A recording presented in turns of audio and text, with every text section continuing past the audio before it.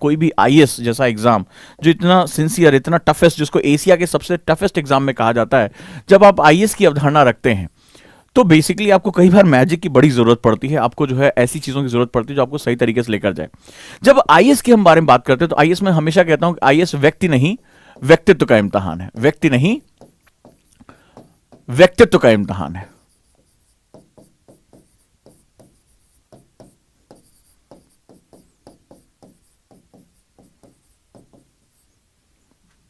अब जब हम व्यक्तित्व के बारे में बात करते हैं तो व्यक्तित्व जो है वो बेसिकली लर्निंग से आता है। क्यों कह रहा हूं? ये जब तमाम, चाहे टीएसआर सुब्रमण्यम जो कैबिनेट सेक्रेटरी रह चुके हैं, आलोक रंजन साहब जो क्या नाम है, चीफ सेक्रेटरी यूपी के रह चुके हैं, दीपक सर जो यूपीएससी के चेयरमैन भी रह चुके हैं, सीनियर मोस्ट आईएएस ऑफिसर, ये सभी अपने किताब में एक बड़ी महत्वपूर्ण बात करते हैं। अनिल स्वरूप जो भी बहुत सीनियर मोस्ट आईएएस ऑफिसर रह चुके हैं, ये सभी अपनी किताबों में एक बड़ी महत्वपूर्ण बात कहते हैं। इन्होंने पूरा जीवन जिया है आईएएस का, उस चैलेंज को डील किया है। ये एक बात कहते हैं कि जो व्यक्तित्व होता है वो आता है अनुभव से, और अनुभव का मतलब होता है लर्निंग। जब आप लर्न करते हैं, आप जाते हैं एसडीएम की पोस्ट संभालते हैं, आप जिलों में पहली पोस्टिंग होती है, धीरे धीरे आप सीनियर होते जाते हैं, फिर सेक्रेटरी पोस्ट पे पहुंचते हैं, चीफ सेक्रेटरी, कैबिनेट सेक्रेटरी, इन पोस्ट पे जैसे प्रिंसिपल सेक्रेटरी, इन पोस्ट पे जैसे से आप मूवमेंट करते रहते हैं तो धीरे धीरे आपको दिखाई पड़ता है कि अनुभव आपका बढ़ता जाता है। तो जो लर्निंग होती है ये बड़ी इंपॉर्टेंट होती है, लर्निंग।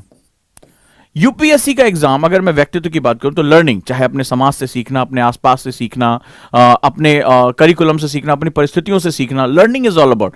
तो ये जो एग्जाम आप देखेंगे कि वो कहते हैं कि लर्निंग करते रहना।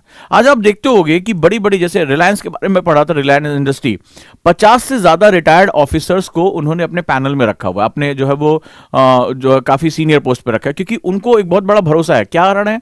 इन्होंने पूरे जीवन भर समाज की गहराई में जाकर लर्न किया होता। अचानक से बहुत बड़ी सिचुएशन आ जाती है, अचानक से कोई कैलेमिटी आ जाती है, आपदा आ जाती है, बहुत दिक्कतें पैदा होती हैं, और वहां पर ये जो है वो बेसिकली क्या होता है, लर्निंग जो होती है, उस सिचुएशन से लड़े कैसे, पास हुए, फेल हुए, कुछ भी हुआ तो वो सिचुएशन से लर्न। जैसे अभी आपने एक छोटा सा एग्जांपल देखा कि अभी पंजाब के डीजीपी जो है वो बदलाव हो गया, और आपने देखा प्रधानमंत्री की सुरक्षा पे पूरा एक नेशनल डिबेट चल रही, बहुत बड़ा क्वेश्चन उठ गया।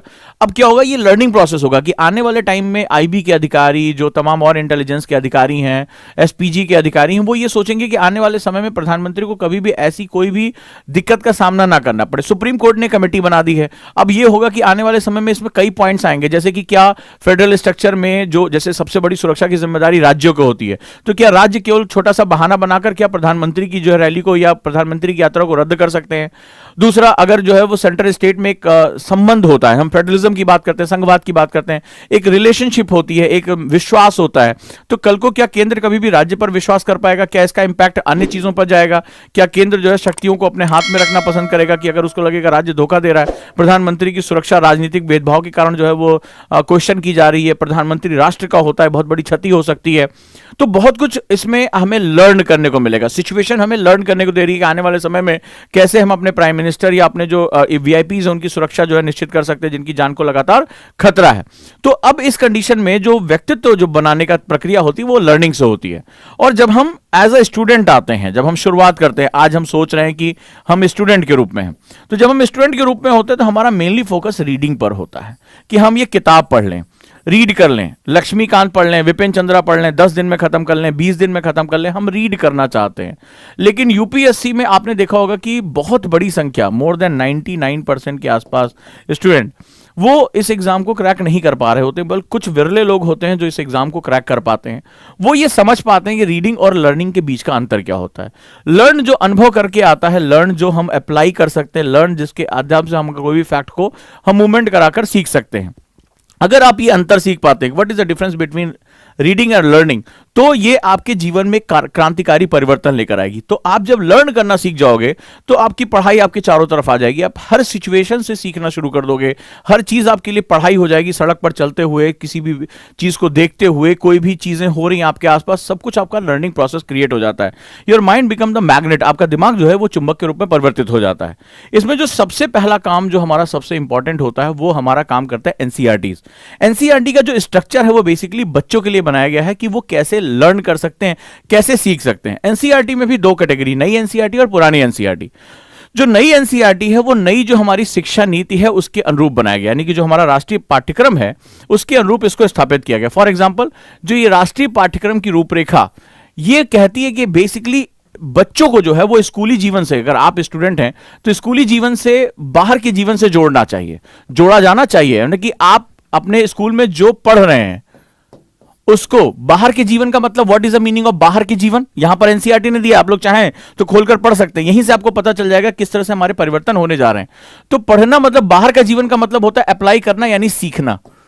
तो पढ़ना और सीखना ये दोनों चीजों को कहा कि हमारा जो ये उद्देश्य है ये बहुत इंपॉर्टेंट है। अच्छा, ये नेशनल लेवल की बुक है इसीलिए यूपीएससी भी क्या करता है, इसी पर फोकस करता है।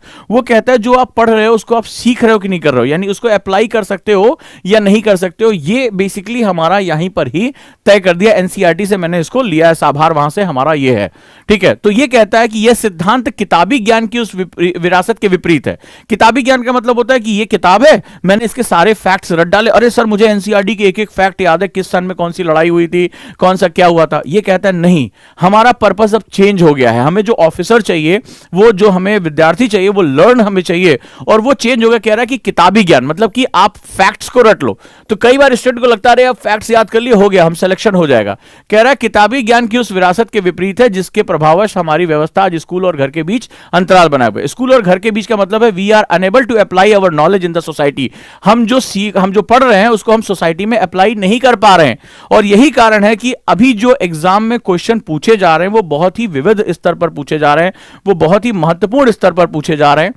और यहां पर जो है वो ये कहता है, ये खुद एनसीईआरटी कह रहा है कि आपको बेसिकली लर्न करना पड़ेगा, यानी पढ़ने के साथ साथ आपको सीखना भी पड़ेगा। और इसको आपको किताबी ज्ञान मतलब रॉट लर्निंग आपको नहीं करनी है, फैक्ट मगअप नहीं करने हैं। यही यूपीएससी अपने नोटिफिकेशन में भी कहता है, यही कहता है कि आपको मगअप नहीं करना है, आपको फोकस करना है किस बात पे कि आप एप्लीकेबल नॉलेज लेकर आ सके। उस हिसाब से कहता है कि नई राष्ट्रीय पाठ्यक्रम, ये जो हमारा नया करिकुलम है, जो न्यू एनसीईआरटी है, पर आधारित पाठ्यक्रम और पाठ्यपुस्तक के इस बुनियादी विचार पर अमल करने का प्रयास है। मतलब वो कह रहा है कि ये जो एनसीईआरटी हमने बनाई है ना, वो इसलिए बनाई है कि आप इसको लर्न कर सको, आप समझ सको कि चीजें कैसे हो रही हैं, राइट। और कहता है कि इस प्रयास में हर विषय को एक मजबूत दीवार से घेर देने और जानकारी को रटा देने की प्रवृत्ति का विरोध शामिल है। कहता है कि नहीं, कहता है रटा देना नहीं है, फैक्ट्स मगअप नहीं करना है, हमें आपको याद करना नहीं सिखाना कि कौन ज्यादा रटेगा और वही ज्यादा जो है आईएएस बने। तो आपने देखा होगा, नोटिस किया होगा, आईएएस में आज भी बहुत बड़ी मात्रा ऐसे बहुत नंबर ऐसी है जो स्टूडेंट कभी फर्स्ट डिविजनर नहीं रहे, जो जिंदगी में बहुत ब्राइट स्टूडेंट नहीं रहे हैं, और लगभग 50% बच्चे ऐसे वहां पहुंच रहे हैं जो बहुत ही कॉमन बैकग्राउंड से आए। ये आईएएस की सबसे बड़ी खास बात है, यूपीएससी के एग्जाम की ये बड़ी खास बात है। टॉपर्स को छोड़ दो, एक आध सीट को छोड़ दो, तो बहुत बड़ी मात्रा ऐसे बच्चों की है जो बहुत ही, मेरे ही कई स्टूडेंट जो सेलेक्ट हुए हैं वो कोई प्राइवेट कॉलेज से पढ़ा, इंजीनियरिंग कॉलेज से, कोई जो नियरली घसीट वसीट के किसी तरह 65-66% नंबर उसके आए हैं, मैं जानता हूं उनको व्यक्तिगत रूप से, तो वो सेलेक्ट हुए हैं, वो आज सर्विस में हैं, वो भारत सरकार की सेवा कर रहे हैं। वो क्या कारण है कि जो गोल्ड मेडलिस्ट है, जो फैक्ट है से खटाखट क्लास में याद करके 95% 96% नंबर लेकर आ रहे, वो भी यूपीएससी क्वालिफाई नहीं कर पा रहे। मेरी इस बार भी इंटरव्यू में बहुत से बच्चे बैठे जो आईआईटीएन थे, बहुत ऐसा एकदम ऐसा लग रहा था डाटा यहां पे गले में उनके बैठा हुआ है, फर्राटेदार बोलते चला, कोई डॉक्टर है, ठीक है, लेकिन वो नहीं क्वालिफाई कर पाए। और बहुत ही एकदम ग्रामीण परिवेश से शांत होकर बैठा हुआ लड़का, पता चला कि भाई 12th क्लास में मार्क्स बहुत कम आए हैं, एक आध सब्जेक्ट में फेल हुए हैं, दोबारा एग्जाम दिया है। तो इस तरह के बच्चे जो हैं वो क्या हो रहा है, और इंजीनियरिंग में बैक लग गई है, और वो बच्चे जो है वो आईएएस बन जा रहे हैं, प्रॉपरली आईएएस बने। क्यों? क्योंकि वो इसी में सारा रहस्य छुपा हुआ है, यही वो मैजिक बॉक्स है। आप इस मकसद को समझ लें कि ये खुद कहता है कि नहीं, रटाना नहीं है, रटने वाला मेमोरी वाला नहीं हमें चाहिए, हमें अंडरस्टैंडिंग वाला चाहिए कि आप जो पढ़ रहे हो उसको समाज में कैसे अप्लाई कर सकते हो, बहुत इंपॉर्टेंट है। और आप देखना बहुत से ऐसे बच्चे यूट्यूब पे वीडियोस पड़ी हुई हैं जो कभी भी बहुत ब्राइट नहीं रहे हैं, जिनके पास बहुत सुविधा नहीं रही है। तो आप में से जो स्टूडेंट ये सोच रहे हैं कि ये बहुत टॉपर्स का, केवल जो ब्राइट हैं, मेरिटोरियस हैं, केवल उनका एग्जाम है, चलो ठीक है 2-4 सीटें चलेगी, टॉपर चले, लेकिन सिलेक्शन तो सबका हो रहा है, सभी आईएएस पहुंच रहे हैं। तो सभी लबासना जा रहे हैं, तो क्या टेंशन उसमें।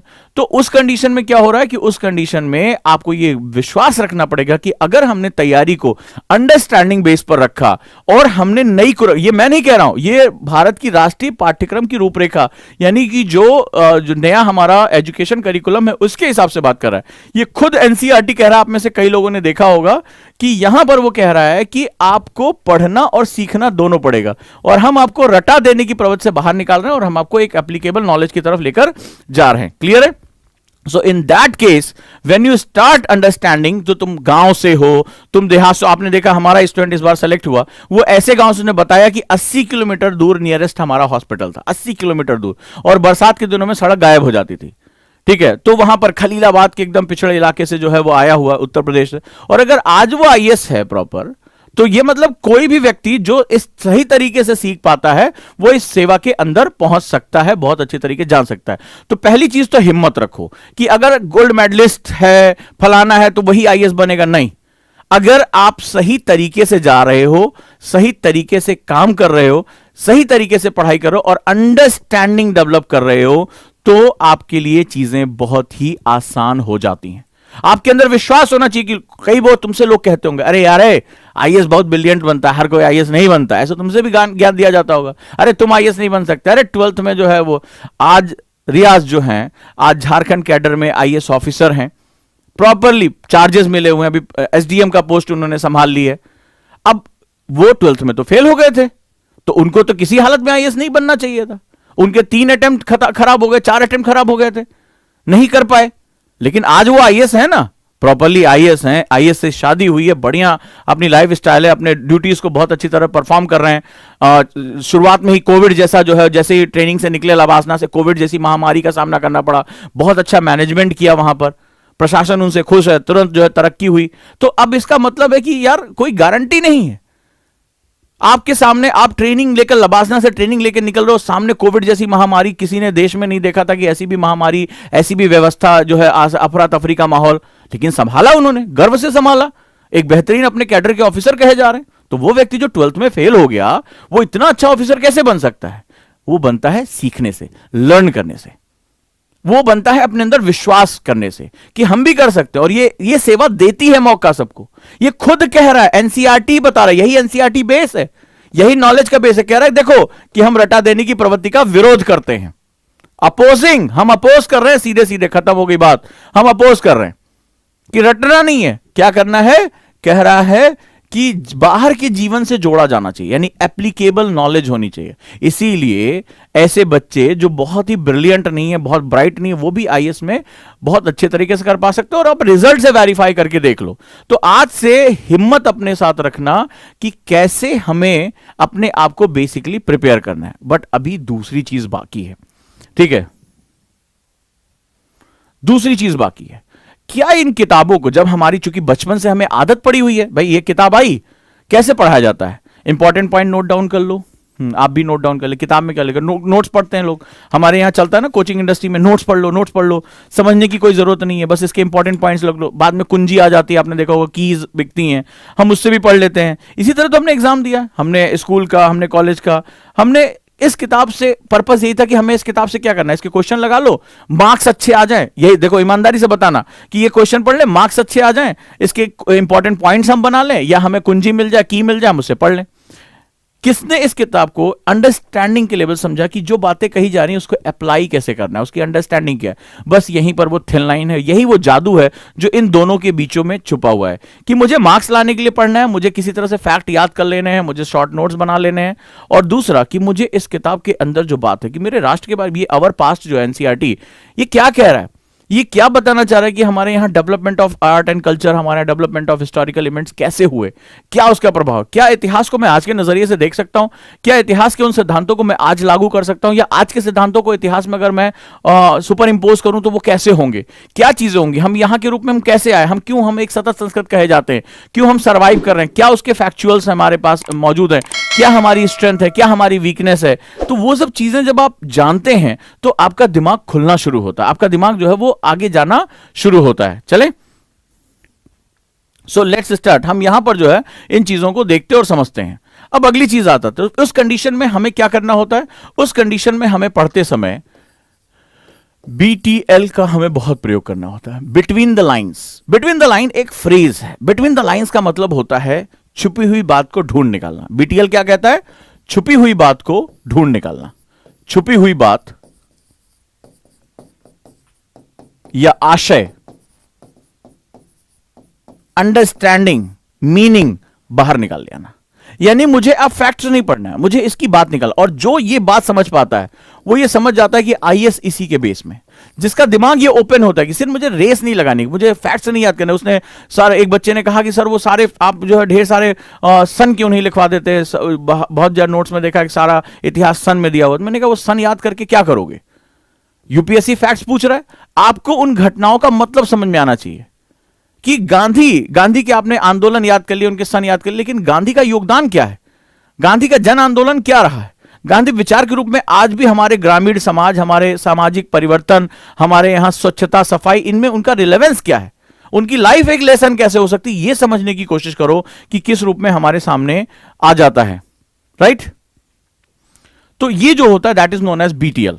इसको हम लोग बिटवीन द लाइन कहते हैं। फॉर एग्जाम्पल, जैसे NCERT का एक पेज ले लिया है, तो NCERT के पेज में दिया हुआ, जैसे कि यहां पर आप जब पढ़ने जाते हैं, मैंने एक एग्जांपल आपसे लिया, फॉर एग्जाम हिंदी में ले लिया, तो पश्चिमी घाट में बहुत सी जो है वो सेगमेंट्स हैं कि अनाईमुड़ी पहाड़ी है, तो कई लोग इसको याद कर लेते हैं, पहाड़ी है। दूसरी डोडा बेटा है, इसकी लंबाई ऊंचाई याद कर लिया, ठीक है। और पूर्वी घाट में शेवराय पहाड़ियां, जावेदी की पहाड़ियां। अब एग्जाम में जो क्वेश्चन आता है वो आपने इसकी ऊंचाई याद कर ली, आपने नाम याद कर लिए, ठीक है, स्टेट एग्जाम में, SSC के एग्जाम में काम आ जाता है, बहुत बढ़िया बात है और बहुत ही बेहतरीन है। लेकिन अब होगा क्या? फॉर एग्जाम्पल, जैसे ही आप गए इसमें, तो एग्जाम में क्वेश्चन आता है कि जो ये सह्याद्री पश्चिमी घाट है, ये क्यों इस क्षेत्र में सबसे अधिक वर्षा प्राप्त होती है? और ज्यादातर यहां की वनस्पतियां जो हैं, जो वेजिटेशन है, वो क्यों वर्षावन कहलाते हैं, वो आर्द्र क्यों हैं? ठीक है। तो अब इस कंडीशन में क्या होता है कि अब आपको सोचना पड़ता है कि इतनी ऊंची जो पहाड़ियां, ये जो फैक्ट्स हमें दिए हैं, ये उतनी ऊंची पहाड़ियां और इनकी एक सतत श्रृंखला बनी हुई है, ठीक है। एक हमें ऊंची पहाड़ियां, पूर्वी घाट के कंपैरिजन में हमें ज्यादा यहां पर ऊंची पहाड़ियां मिली हुई हैं। तो यहां से जो दक्षिणी पश्चिमी मानसून आ रहा है, उसको रोक कर ये वर्षा कराने का काम कराते हैं। इसीलिए जिस दिशा से ये आपकी मानसून की वर्षा आती है, इस दिशा में ओरोग्राफिक, कौन सी रेन? ओरोग्राफिक रेन क्यों हो रही है? इसको पर्वतीकृत वर्षा क्यों कहते हैं? क्योंकि इतने ऊंचे पर्वत यहां पाए जा रहे हैं, सतत श्रृंखला है। तो दक्षिण पश्चिम मानसून जो मॉइस्चर लैडन है, जो अरब सागर से इतना जो है मॉइस्चर लेकर आ रही है, उसको रोक कर वो किस प्रकार की वर्षा कराते हैं? ओरोग्राफिक रेन कराते हैं। पर्वतीकृत वर्षा का नेचर दिखाई पड़ता है। नतीजा क्या होता है? जो विंडवर्ड साइड होता है, यानी जिधर से हवा आ रही होती है, उधर से वो जबरदस्त तरीके से बारिश करा रहे होते हैं। लेकिन इसके दूसरे साइड, लीवर्ड साइड में, हमें बारिश की मात्रा कम दिखाई पड़ती है। इसीलिए भारत में सबसे पहले मानसून जब यहां आता तो इनको एक बहुत ही बड़ी मात्रा में वर्षा की हमें स्थिति प्राप्त होती है। तो ये जो है, बहुत से बच्चों ने इसका जवाब दिया, तो इसका सीधा सा मतलब है कि जब ये हो गया कि इंफॉर्मेशन, लेकिन ये हो गया डेरिवेटिव, ये हो गया इंफॉर्मेशन और ये हो गया डेरिवेटिव, इसको सूचना कहते हैं और इसको व्युत्पत्ति जो ज्ञान होता है। तो ये जो होता है वो हमें कहां से निकल कर आता है? BTL से निकल कर आता है। BTL, बिटवीन द लाइन से, कि बेसिकली इससे हम क्या डेरिवेशन कर सकते हैं। एक क्वेश्चन और आया, वो क्वेश्चन आया कि जैसे जैसे हम भारत में दक्षिण से उत्तर की तरफ या पश्चिम से पूर्व की तरफ बढ़ते हैं, वर्षा की मात्रा पे क्या क्या प्रभाव आता है। डिफरेंट ऑप्शन दिए हुए थे। तो अगर हमारी अंडरस्टैंडिंग है कि कहां पर किस तरह से वर्षा हो रही है, तो हम इसका बहुत आसानी से इसका जवाब दे सकते हैं। तो अगर पढ़ने का तरीका बदल दिया जाए, अगर हम रीडिंग से लर्निंग की तरफ शिफ्ट होने लगे, अगर हम फैक्चुअल से BTL की तरफ जाने लगे, तो हमारे लिए हर किताब एक ऐसी सहयोगी, एक जादू की किताब हो जाएगी जो वाकई में हमारे लबासना की जो ड्रीम्स है उसको पूरा करने का प्रयास करेगी। इट्स नॉट ओनली NCERT, कोई भी किताब, लेकिन याद रहे किताब में जैसे हमें चूंकि बहुत समय समय से ट्रेन किया जाता है। मेरे पास ही NCERT आंदोलन जब बैच मैंने शुरू किया है अभी रिसेंटली, आप भी उसमें साथ जुड़ सकते हैं। कई बच्चे आए शुरुआत में 4-5 क्लास में, मुझे बड़ी परेशानी हुई, सर लाइन बाय लाइन क्यों नहीं लिखा रहे हैं, सर इसका फैक्ट क्या होगा, सर इसकी ऊंचाई कितनी होगी, सर ये कैसे होगा, सर पृथ्वी कितनी गहरी है। तो ये क्यों, मैंने देखा कि वो उनकी स्कूलिंग जो हुई है, कॉलेज में जो हुआ, उनको बताया गया कि फैक्ट्स आर वेरी इंपॉर्टेंट, क्योंकि बड़ा इजी है, निकाल के अभी इसकी लंबाई चौड़ाई ऊंचाई बता दी, आप भी सकते, बड़ा मजा आता है डायरेक्टली। लेकिन बीटीएल के लिए हमें डिस्कशन करना पड़ता है, क्वेश्चन पूछने पड़ते हैं। कई बच्चे घबराए, बोले जो है वो अरे पता नहीं क्या हो रहा है, क्योंकि आदतें छूट रही हैं। अब अंडरस्टैंडिंग डेवलप, लेकिन जैसे जैसे बच्चों को अब समझ में आ रहा है यार अंडरस्टैंडिंग का डेवलप कर लिया तो मेरे क्वेश्चन हो रहे हैं। अब जैसे हम एनसीईआरटी आंदोलन में सीधे आईएएस का क्वेश्चन मारते हैं तड़ातड़ हर क्लास में। अब बच्चे कह रहे हैं सर प्री के क्वेश्चन हो रहे हैं, हमसे समझ में आ रहा है, गलतियां हमसे नहीं हो रही हैं। तो ये तभी हो सकता है जब आप बहुत अच्छा कुछ जो है इसमें करना चाहते हैं, बहुत कुछ अच्छा इसमें कर सकते हैं, राइट।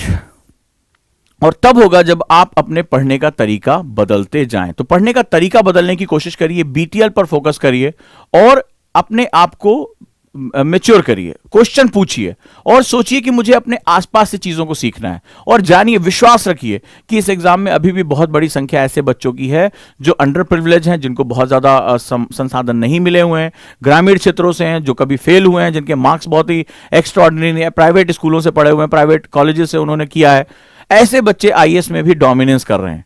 तो उसका कारण क्या है? उसका सीधा कारण है कि उन्होंने ये समझा कि मुझे सीखना है, मुझे सिर्फ रटना नहीं है, मुझे सीखना है। और जब ये जो है एटीट्यूडनल शिफ्ट होता है, जब इतना बड़ा हमारा जो है वो दृष्टिकोण में परिवर्तन आ जाता है, उसी समय हमारी हर किताब मैजिकल होती है। और स्टार्टिंग करने के लिए एनसीईआरटी से अच्छा कोई भी साधन आपके पास नहीं है। एनसीईआरटी अगर टीचर ढंग से एक एक पॉइंट को बीटीएल निचोड़ दे, यानी उसके मतलब क्या है वो निकाल दे, तो फिर वहां पर एक बहुत बड़ा परिवर्तन